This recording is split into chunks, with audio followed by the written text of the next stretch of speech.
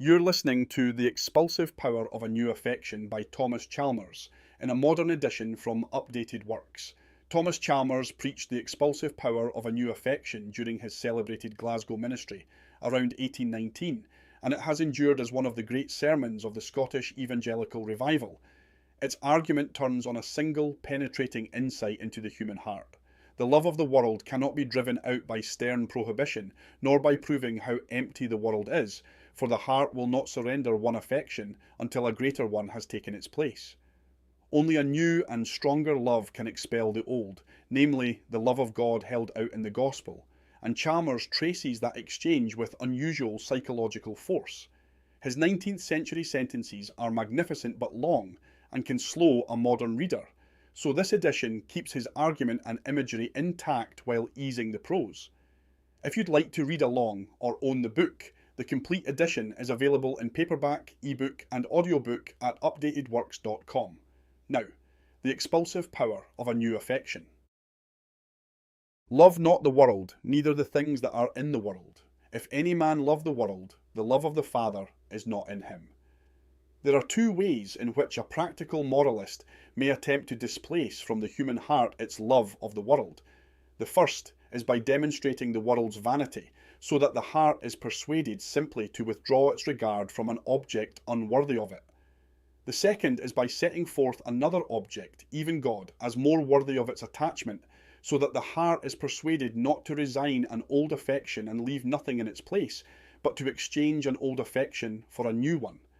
My purpose is to show that, given the constitution of our nature, the former method is altogether incompetent and ineffectual, and that only the latter method will suffice to rescue and recover the heart from the wrong affection that dominates it. After accomplishing this purpose, I shall offer a few practical observations. Love may be regarded in two different conditions. The first is when its object is at a distance, and then it becomes love in a state of desire. The second is when its object is in possession, and then it becomes love in a state of indulgence. Under the impulse of desire, a person feels urged onward in some path of pursuit and activity toward gratification. The faculties of the mind are put into busy exercise. One great and engrossing interest holds the attention steady, recalling it from the many reveries into which it might otherwise have wandered. The powers of the body are drawn away from an idleness in which they might otherwise have languished. Time is crowded with occupation, whereas without some object of keen and devoted ambition it might have trickled along in successive hours of weariness and distaste. Though hope does not always enliven, and success does not always crown this career of exertion, yet in the midst of this very variety, and through the alternations of occasional disappointment, the whole machinery of the person is kept in a kind of congenial play, and maintained in that tone and temper most agreeable to it. So if, through the dying out of the desire that forms the originating principle of all this movement, the machinery were to stop and receive no impulse from another desire substituted in its place, the person would be left with all his impulses to action in a state of most painful and unnatural abandonment. A sensitive being suffers and is in a kind of violence if, after having thoroughly rested from fatigue or been relieved from pain, he continues to possess powers without anything to call them forth.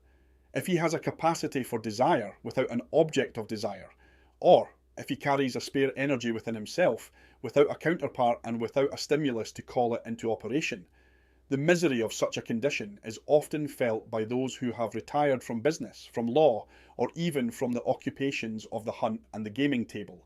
Such is our nature's demand for an object in pursuit that no accumulation of previous success can extinguish it. The most prosperous merchant, the most victorious general, and the most fortunate gambler, when the labour of their respective vocations has come to a close, are often found to languish in the midst of all their acquisitions, as if removed from their native element. It is quite in vain, given this built-in appetite for employment in man, to attempt cutting away the spring or principle of one employment without providing him with another. The whole heart and habit will rise in resistance against such an undertaking. The otherwise unoccupied woman who spends every evening at some game of chance knows as well as you that the financial gain, or the honourable triumph of a successful contest, is altogether paltry. No demonstration of vanity will force her away from her dear and delightful occupation. The habit cannot simply be displaced, leaving nothing but a negative and cheerless vacancy behind it, though it may be supplanted by another habit of employment to which the power of some new affection has driven her. It is willingly suspended, for example, on any single evening when the time usually allotted to gaming must be spent on the preparations for an approaching party. The rising power of a second affection will accomplish what no exposition of the folly and worthlessness of the first, however forcible, could ever bring about. The same is true in the wider world. We will never be able to arrest any of its leading pursuits by a bare demonstration of their vanity. It is quite in vain to think of stopping one of these pursuits in any way other than by stimulating another. In attempting to bring a worldly man intent and busied with his objects to a dead stop, we have not merely to overcome the charm he attaches to those objects, we also have to overcome the pleasure he feels in the very pursuit of them. It is not enough then to dispel that charm by a moral, eloquent and affecting exposure of its emptiness. We must set before the eye of his mind another object, with a charm powerful enough to dispossess the first of its influence and to engage him in some other pursuit as full of interest, hope, and congenial activity as the former. This is what stamps an impotence on all moral and stirring declamation about the insignificance of the world. A man will no more consent to the misery of being without an object, because that object is a trifle, or of being without a pursuit, because that pursuit ends in some frivolous or fleeting prize, than he will voluntarily submit himself to torture, because that torture is to be of short duration. If to be altogether without desire and without exertion is a state of violence and discomfort, then the present desire with its corresponding train of exertion cannot simply be destroyed. It must be replaced. Another desire and another habit of exertion must be set in its place.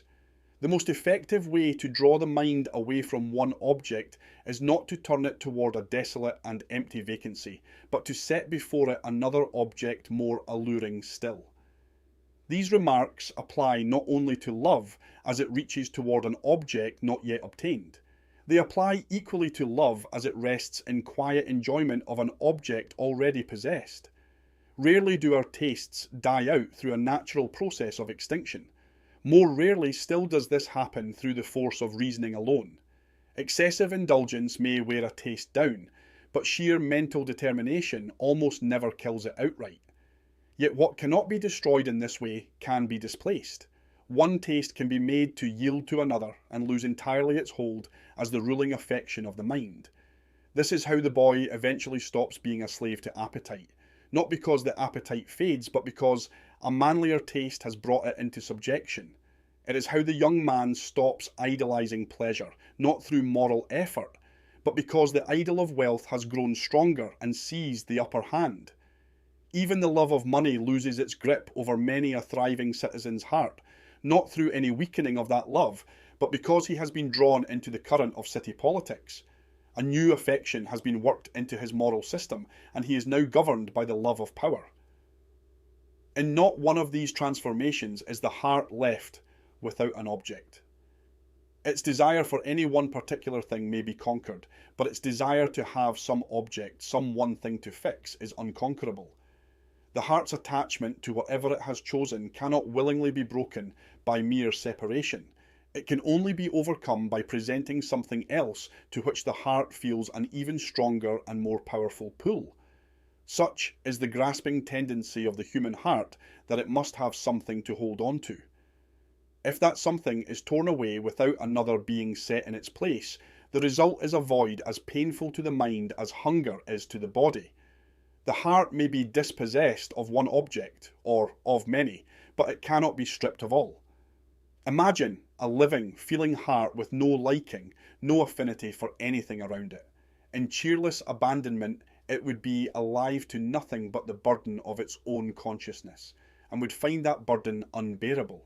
It would make no difference whether its owner lived in the middle of a bright and pleasant world, or was placed far beyond the edge of creation, a solitary point in dark and empty nothingness.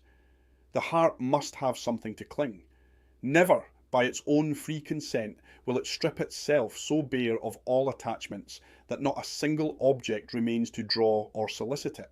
The misery of a heart thus emptied of all relish for what once gave it enjoyment is strikingly illustrated by those who, glutted with indulgence, have been so overwhelmed by the variety and intensity of pleasurable sensations that they are finally worn out of all capacity for sensation whatsoever.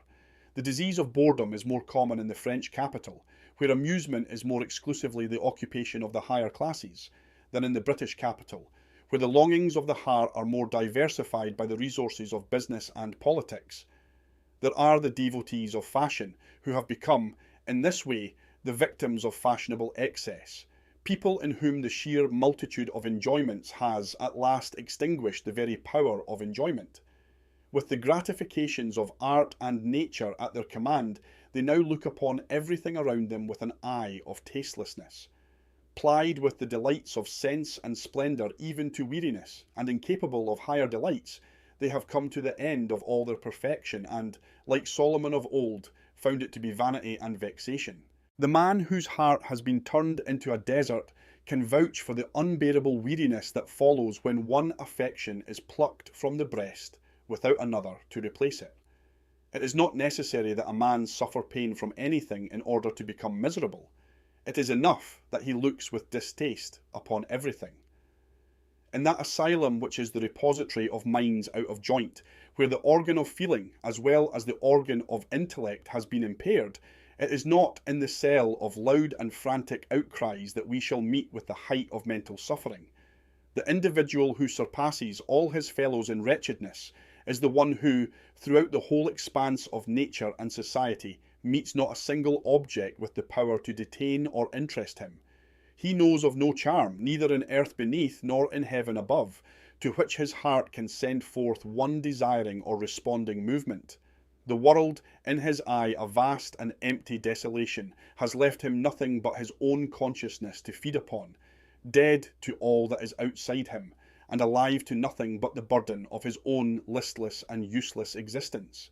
It will now perhaps be seen why the heart clings to its present affections with such tenacity when the attempt is to remove them by a mere process of uprooting. It will not consent to be so emptied. The strong man whose dwelling place is there may be compelled to give way to another occupant, but unless one stronger than he has the power to dispossess and succeed him, he will hold his present lodging inviolable.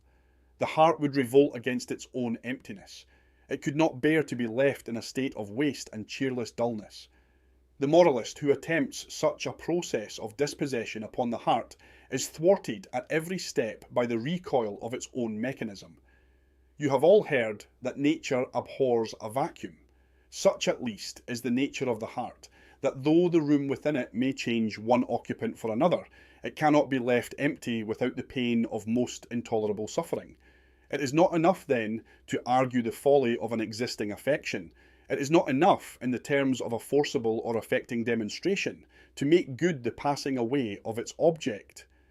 It may not even be enough to associate the threats and terrors of coming vengeance with the indulgence of it. The heart may still resist every such application, since to obey each one would eventually leave it in a state utterly at war with all its appetites, a state of sheer emptiness. To tear an affection from the heart so completely as to leave it bare of all its regards and preferences would be a hard and hopeless undertaking. The only truly powerful engine of dispossession, it appears, is to bring another affection to bear upon it and master the first through that. We know of no more sweeping prohibition on the affections of nature than the one the Apostle delivers in the verse before us. To bid a man in whom the great and rising influence of regeneration has not yet entered, to withdraw his love from all the things that are in the world, is to bid him give up every affection in his heart. The world is the all of a natural man. He has not a taste nor a desire that does not point to something within the confines of its visible horizon. He loves nothing above it and cares for nothing beyond it, and to bid him love not the world is to pass a sentence of expulsion on every inhabitant of his breast. To appreciate the magnitude and difficulty of such a surrender, Consider only that it would be just as hard to prevail on him not to love wealth, which is but one of the things in the world, as to prevail on him to wilfully set fire to his own property. This he might do with sore and painful reluctance if he saw that the salvation of his life hung upon it. But he would do it willingly if he saw that a new property of tenfold value was instantly to emerge from the wreck of the old one. In that case, there is something more than the mere displacement of an affection. There is the overpowering of one affection by another. But to empty his heart of all love for the things of the world without putting any love in its place would be to him a process of as unnatural violence as destroying everything he possesses and giving him nothing in return. So, if to love not the world is indispensable to one's Christianity, then the crucifixion of the old man is not too strong a term for that transition in his history, when all old things are done away and all things become new. We hope that by this point you understand the impotence of a mere demonstration of this world's insignificance. Its only practical effect, if it had any, would be to leave the heart in a state that every heart finds unbearable, a state of nakedness and negation. You may remember the fond and unbroken tenacity with which your heart has often returned to pursuits over whose utter frivolity it sighed and wept but yesterday. The arithmetic of your short-lived days may, on a Sabbath, make the clearest impression on your understanding. The preacher may cause a voice to descend from his imagined deathbed in rebuke and mockery of all the pursuits of earthliness. And as he pictures before you the fleeting generations of men, with the all-absorbing grave toward which all the joys and interests of the world hasten to their sure and speedy oblivion, you may feel touched and sobered by his argument, for a moment as though on the eve of a real and lasting deliverance from so much vanity. But then the morning comes, and with it the business of the world, the objects of the world, and all the forces that drive it. The heart, by its very nature, must fasten onto something. It cannot float free, and so it falls back under a kind of moral compulsion to be moved exactly as before. Recoiling from the bleak condition of being stripped of both delight and desire, it feels once more all the warmth and urgency of its old familiar wants. Across the whole habit and history of the person, you cannot find so much as one sign of a new creature. The church, rather than being a school of obedience for such a person, has been merely a pleasant place to indulge a passing theatrical emotion. And the preaching that draws crowds, that stills and sobers listeners into a kind of tragic feeling, that sustains imagination through variety and energy, that preaching is not mighty to the pulling down of strongholds. The love of the world cannot be driven out by simply proving the world worthless. But might it not be displaced by the love of something more worthy than the world? The heart cannot be persuaded to part with the world by a bare act of surrender.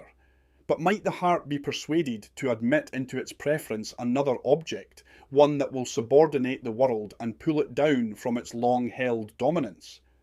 If the throne in the heart must have someone sitting on it, and the tyrant who sits there now holds it wrongfully, he will not leave a heart that would rather keep him than face emptiness. But might he not give way to the rightful sovereign, one who appears with every charm that can win a willing welcome, and who takes to himself his great power to subdue human nature and reign over it?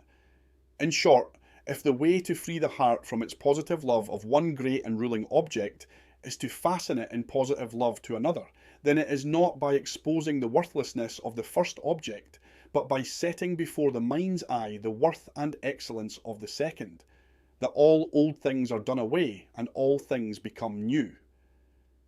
To wipe out our present affections simply by erasing them, leaving the place they occupied empty, would be to destroy the old character without putting any new character in its place. But when those affections depart because new ones have arrived, when they yield their hold to the power and dominance of new affections, when rather than abandoning the heart to solitude, they simply make room for a successor who fills it with as busy a residence of desire, interest, and expectation as before, none of this strains or overrides any of the laws of our emotional nature, and we see how, in fullest agreement with the workings of the heart, a great moral revolution may be brought about within it. This, we trust, explains the working of that charm which accompanies the effective preaching of the gospel. The love of God and the love of the world are two affections not merely in rivalry, but in enmity, an enmity so irreconcilable that they cannot dwell together in the same breast.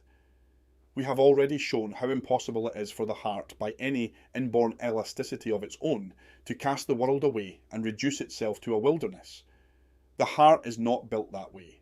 The only way to dispossess it of an old affection is by the expulsive power of a new one. Nothing can exceed the magnitude of the change required in a man's character when he is commanded, as he is in the New Testament, to love not the world, nor any of the things that are in the world. This command so takes in everything dear to him in existence that it amounts to a command of self-annihilation. But the same revelation that dictates so mighty an obedience also places within our reach an equally mighty instrument of obedience. It brings to the very door of our heart an affection which, once seated on its throne, will either subordinate every previous occupant or drive it away entirely. Alongside the world, it places before the eye of the mind the one who made the world, and with this distinction that belongs to it alone. In the gospel we so behold God that we may love God. It is there, and there only, that God stands revealed as an object of confidence to sinners, and our desire after him is not chilled into apathy by that barrier of human guilt which intercepts every approach not made through the appointed mediator. It is the bringing in of this better hope by which we draw near to God. To live without hope is to live without God, and if the heart is without God, the world will hold full sway over it. It is God grasped by the believer as God in Christ, who alone can unseat that sway. When God stands stripped of the terrors that belong to him as an offended lawgiver, and when we are enabled by faith, which is his own gift, to see his glory in the face of Jesus Christ, and to hear his pleading voice as it declares goodwill to humanity and entreats all who will to return to full pardon and gracious acceptance, then, for the first time, a love greater than the love of the world, and at length expulsive of it, arises in the regenerated heart. When we are released from the spirit of bondage with which love cannot coexist, and are admitted into the number of God's children through the faith that is in Christ Jesus, the spirit of adoption is poured upon us. Then the heart, brought under the mastery of one great and predominant affection, is delivered from the tyranny of its former desires in the only way that deliverance is possible. And that faith which heaven reveals as indispensable to a sinner's justification before God is also the instrument of the greatest of all moral and spiritual achievements on a nature dead to every other influence and beyond the reach of every other appeal. In this way, we may come to perceive what makes the most effective kind of preaching. It is not enough to hold out to the world's eye the mirror of its own imperfections. It is not enough to come forth with a demonstration, however moving, of the fleeting character of all its enjoyments.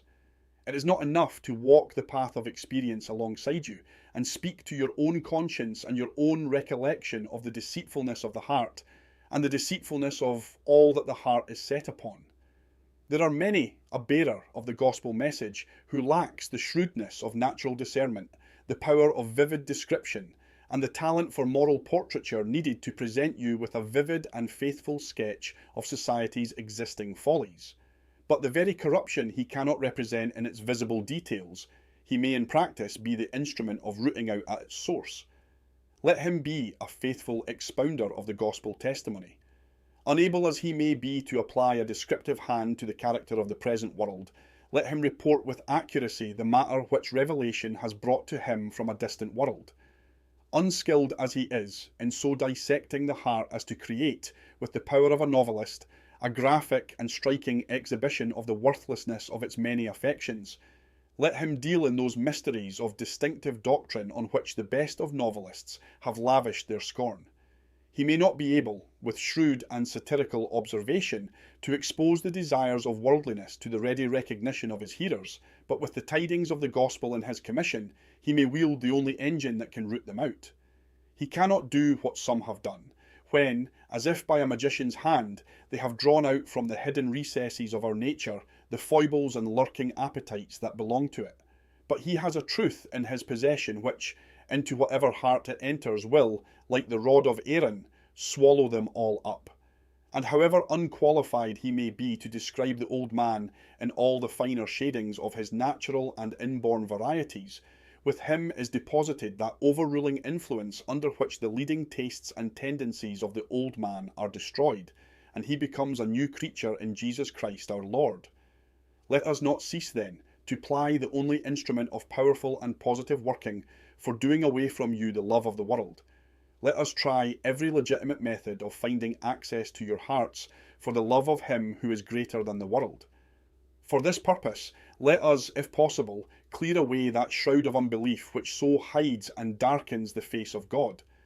Let us insist on his claims to your affection, and whether in the shape of gratitude or in the shape of esteem, let us never cease to affirm that in the whole of that wondrous plan, whose purpose is to reclaim a sinful world to himself, he, the God of love, sets himself forth in such characters of tenderness that nothing but faith and nothing but understanding are lacking on your part to call forth the love of your hearts in return. And here let us turn to the unbelief of a worldly man. He brings his own sound and secular experience to bear upon the high doctrines of Christianity. He looks on regeneration as a thing impossible, feeling as he does the stubbornness of his own heart on the side of things present, and casting an intelligent eye, one much practised in the observation of human life, on the equal stubbornness of all who are around him, he pronounces this whole matter about the crucifixion of the old man and the resurrection of a new man in his place, to be in direct opposition to everything that is known and witnessed of the real nature of humanity. We think we have seen such men, firmly entrenched in their own vigorous and homegrown shrewdness, and keenly watchful of all that passes before them through the week and in the scenes of ordinary business. They look on that transition of the heart by which it gradually dies to time, and awakens in all the life of a new and ever-growing desire toward God as a mere Sunday speculation. With their whole attention absorbed in the concerns of earthliness, they continue unmoved to the end of their days among the feelings, the appetites, and the pursuits of earthliness. If the thought of death, and of another state of being after it, comes across them at all, they never connect the idea of preparation with anything so radical as being born again. They have some vague notion that it is quite enough to acquit themselves in some decent and tolerable way of their relative obligations, and that on the strength of some such social and domestic moralities as are often realized by the man into whose heart the love of God has never entered, they will be transplanted in safety from this world, where God is the being with whom it may almost be said they have had nothing to do, to that world where God is the being with whom they will have mainly and immediately to do throughout all eternity. They admit everything that is said of the utter vanity of time when taken up as a resting place, but they resist every appeal made upon the heart of man with the aim of so shifting its tendencies that it shall no longer find in the interests of time all its rest and all its refreshment. They regard such an attempt as an enterprise altogether unreal. With a tone of secular wisdom caught from the familiarities of everyday experience, they see a fanciful character in all that is said of setting our affections on the things that are above, and of walking by faith, and of keeping our hearts in such a love of God as shall shut out the love of the world, and of having no confidence in the flesh, and of so renouncing earthly things as to have our conduct in heaven. Now it is altogether worth noting that these men, who dislike spiritual Christianity and deem it an impractical goal, show a perfect consistency between their unbelief about the demands of Christianity and their unbelief about the doctrines of Christianity. No wonder they feel the work of the New Testament to be beyond their strength, so long as they hold the words of the New Testament to be beneath their attention. No one, neither they nor anyone else, can dispossess the heart of an old affection except by the expulsive power of a new one. And if that new affection is the love of God, no one can be made to entertain it except through such a presentation of God as shall draw the sinner's heart toward him. It is precisely their unbelief that screens this presentation from the discernment of their minds. They do not see the love of God in sending his Son into the world. They do not see the expression of his tenderness to men in sparing him not, but giving him up to death for us all. They do not see the sufficiency of the atonement or the sufferings endured by him who bore the burden that sinners should have borne. They do not see the blended holiness and compassion of the Godhead, in that he passed by the transgressions of his creatures, yet could not pass them by without an atonement. It is a mystery to them how a man should pass from a state of nature to a state of godliness, but had they only a believing view of God revealed in the flesh, this would resolve for them the whole mystery of godliness. As it is, they cannot get rid of their old affections, because they are kept out of sight of all those truths that have power to raise a new one. They are like the children of Israel in the land of Egypt, required to make bricks without straw. They cannot love God while they lack the only food that can nourish this affection in a sinner's breast. And however great their errors may be, both in resisting the demands of the gospel as impractical and in rejecting the doctrines of the gospel as inadmissible, there is not a spiritual man, and it is the prerogative of the one who is spiritual to judge all men, who will not perceive that there is a consistency in these errors. But if there is a consistency in the errors, there is equally a consistency in the truths that are opposite to them.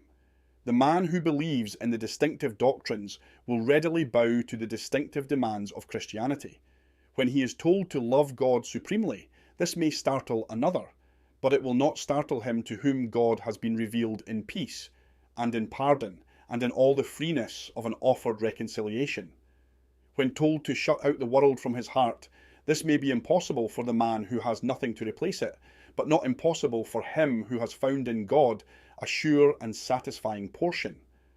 When told to withdraw his affections from the things that are beneath, this would amount to an order of self-extinction upon the man who knows no other quarter in the whole sphere of his thought to which he could transfer them.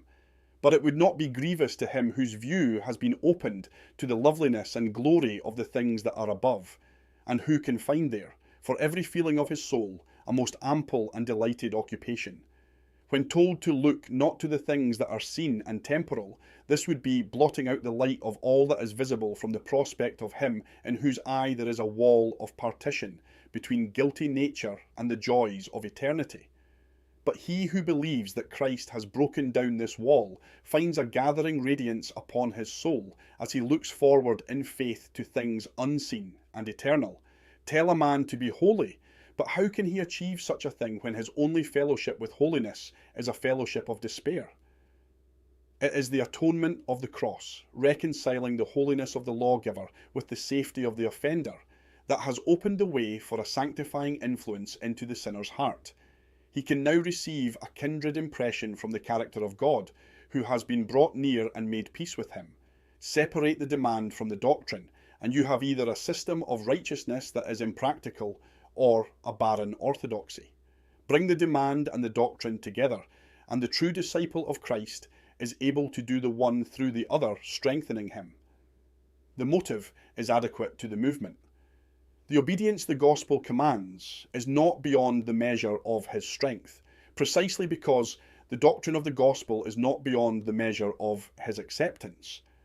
The shield of faith, the hope of salvation, the word of God, the girdle of truth, these are the armour he has put. With these the battle is won, the height is reached, and the man stands on the vantage point of a new field and a new prospect.